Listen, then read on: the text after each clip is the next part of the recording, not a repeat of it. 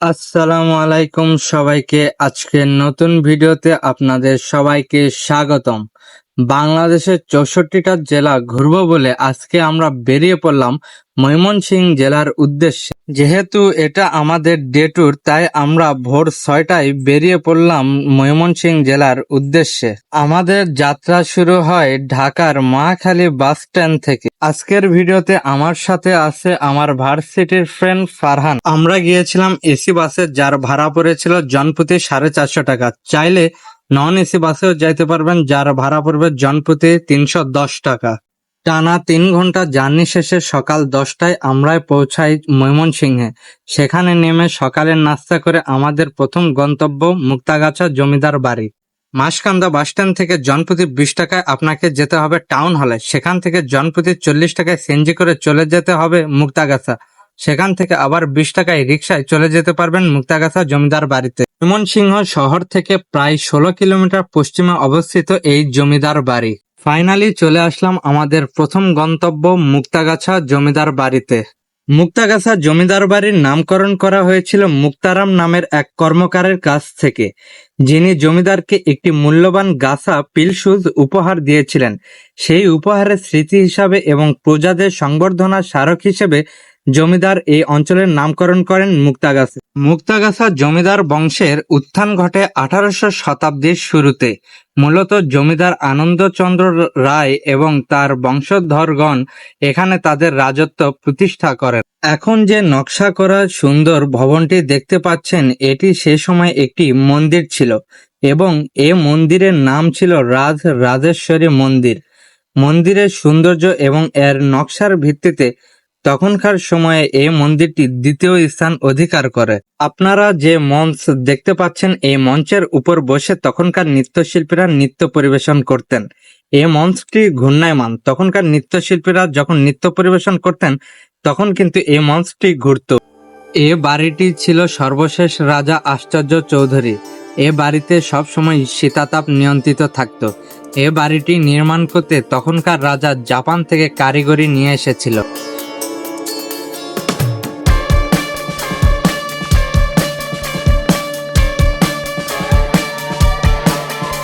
বর্তমানে জমিদার বাড়িটির বড় একটি অংশ ধ্বংসপ্রাপ্ত বা অব্যবহৃত, তবে কিছু অংশ এখনো দাঁড়িয়ে আছে দর্শনার্থীদের আকর্ষণ হিসেবে।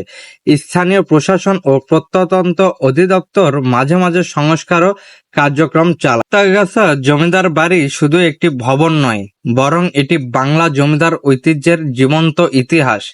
ইট পাথরের গড়া দেয়ালের ফাঁকে ফাঁকে এখনো শোনা যায় জমিদারদের দিন যাপনের মৃদু প্রতিধ্বনি।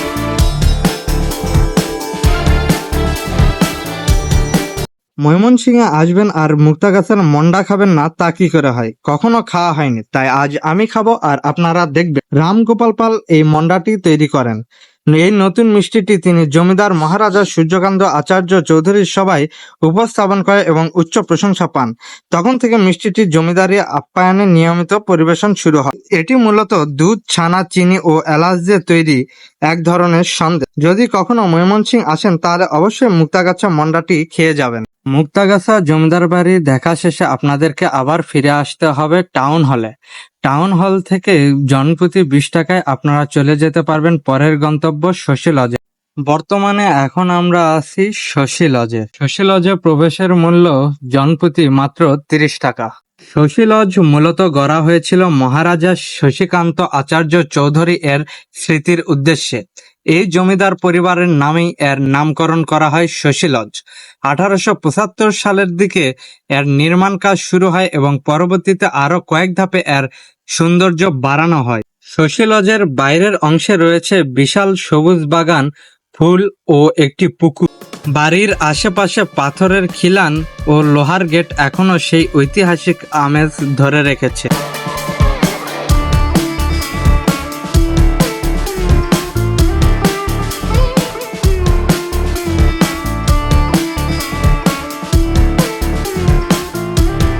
বর্তমানে এটি ময়মনসিংহ শহরের সরকারি মহিলা শিক্ষক প্রশিক্ষণ কলেজ হিসেবে ব্যবহৃত হচ্ছে। শশী লজ দেখা শেষে আমাদের পরের গন্তব্য আলেকজান্ডার ক্যাসেল। জনপ্রতি 20 টাকা আপনারা চলে যেতে পারবেন আলেকজান্ডার ক্যাসেলে, অথবা আপনারা চাইলে হেঁটেও যেতে পারবেন। বর্তমানে আমরা আছি এখন আলেকজান্ডার ক্যাসেলে। সুদূর চীন থেকে আসা কারিগর দিয়ে কাঠ ও লোহার অপূর্ব সমন্বয়ে দৃষ্টিনন্দন এ প্রাসাদটি নির্মাণ করা হয়। প্রাসাদ তৈরিতে অত্যাধিক লোহা ব্যবহারের কারণে স্থানীয়দের কাছে এটি লোহার কুঠি নামে পরিচিতি পায়।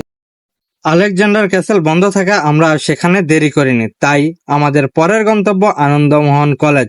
জনপ্রতি 20 টাকা আপনারা চলে যেতে পারবেন আনন্দমোহন কলেজে। বর্তমানে আমরা এখন আছি আনন্দমোহন কলেজের সামনে।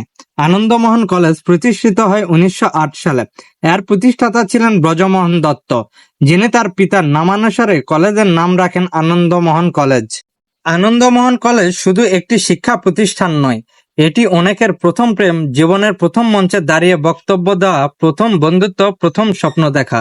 শতবর্ষী এই শিক্ষা প্রতিষ্ঠান আজও মাথা উঁচু করে দাঁড়িয়ে আছে, শিক্ষার আলো ছড়িয়ে দিচ্ছে প্রজন্ম থেকে প্রজন্মে। আমাদের পরের গন্তব্য বাংলাদেশ কৃষি বিশ্ববিদ্যালয়। আনন্দমোহন কলেজের সামনে থেকে 80 টাকায় রিক্সায় আপনারা চলে যেতে পারবেন বাংলাদেশ কৃষি বিশ্ববিদ্যালয়ে। আমরা এখন প্রবেশ করছি বাংলাদেশ কৃষি বিশ্ববিদ্যালয়ে। ময়মনসিংহ শহরের অদূরে ব্রহ্মপুত্র নদীর তীরে অবস্থিত বাংলাদেশ কৃষি বিশ্ববিদ্যালয় দেশের কৃষি শিক্ষা ও গবেষণার প্রাণকেন্দ্র। এটি শুধু একটি বিশ্ববিদ্যালয় নয়, বরং বাংলাদেশ কৃষি উন্নয়নের পিছনে থাকা সবচেয়ে বড় ও শক্তিশালী ভিত্তি। বাংলাদেশ কৃষি বিশ্ববিদ্যালয় প্রতিষ্ঠিত হয় 1961 সালে। আয়তনের দিক থেকে এটি বাংলাদেশের দ্বিতীয় বৃহত্তম সরকারি বিশ্ববিদ্যালয়, যার আয়তন 1200 একর। বাকৃবির এই ক্যাম্পাসটি যেন এক টুকরো সবুজ স্বর্গ। বিশাল এলাকা জুড়ে ছড়িয়ে আছে লেক, কৃষিক্ষেত, গবেষণা ক্ষেত্র ও সবুজ বনানী। সকাল বিকেল হাঁটার পথ, ব্রহ্মপুত্র নদীর পার, মনোমুগ্ধকর প্রাকৃতিক পরিবেশ শিক্ষার্থী ও দর্শনার্থীদের মনকে ছুঁয়ে যায়।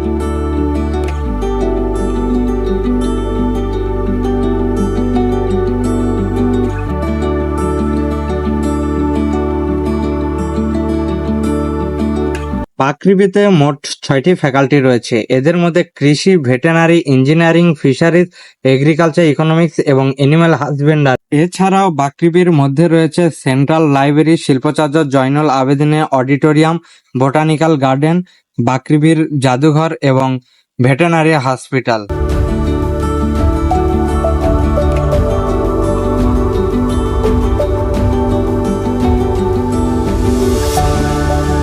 এখন আমরা আছি বাকৃবির বোটানিক্যাল গার্ডেনের ভেতরে। এটি প্রকৃতি প্রেমীদের জন্য বিশ্রাম বাগান। ভেতরে সরু পথগুলো ছায়াময় গাছের নিচ দিয়ে চলে গেছে। মাঝে মাঝে বসার জন্য রাখা হয়েছে ব্রেঞ্চ। ফুলের সৌন্দর্যে বোটানিক্যাল গার্ডেন মনোমুগ্ধকর হয়ে ওঠে। গার্ডেনটি খুবই নিরিবিলি ও প্রশান্ত। পাখির কিচিরমিচির শব্দ আর বাতাসে পাতার দোল সমগ্র পরিবেশকে কবিতার মতো করে তোলে। ছোট ছোট জলাশয়ে জলজ উদ্ভিদের সমাহারও দেখা যায়।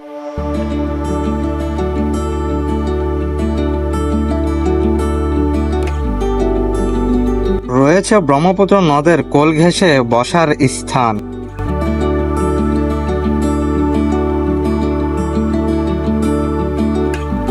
এই ভিডিওর ক্লিপটি 1 মাস আগের।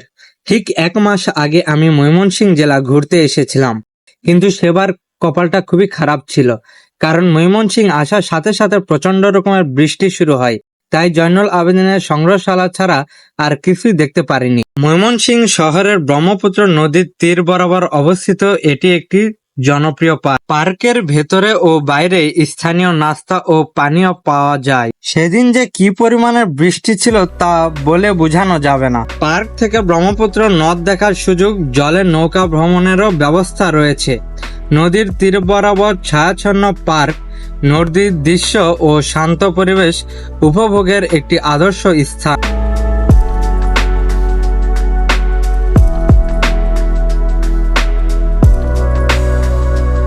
পার্কের কাছে পেয়ে যাবেন জয়নুল আবেদিনের সংগ্রহশালা, যা জাতীয় জাদুঘরের শাখা হিসাবে পরিচালিত হচ্ছে।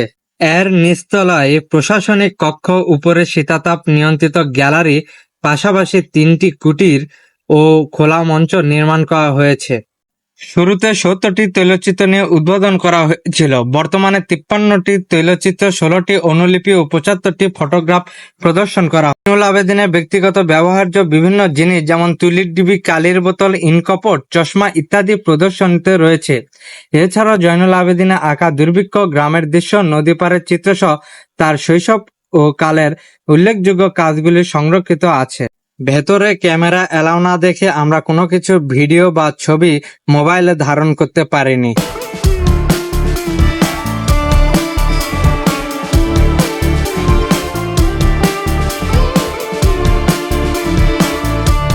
এই ছিল আজকে ময়মনসিংহ জেলা নিয়ে ভিডিও। দেখা হবে পরের কোনো ভিডিওতে নতুন কোনো জেলাকে সঙ্গী করে। ততক্ষণে সবাই ভালো থাকবেন, সুস্থ থাকবেন। আল্লাহ হাফেজ।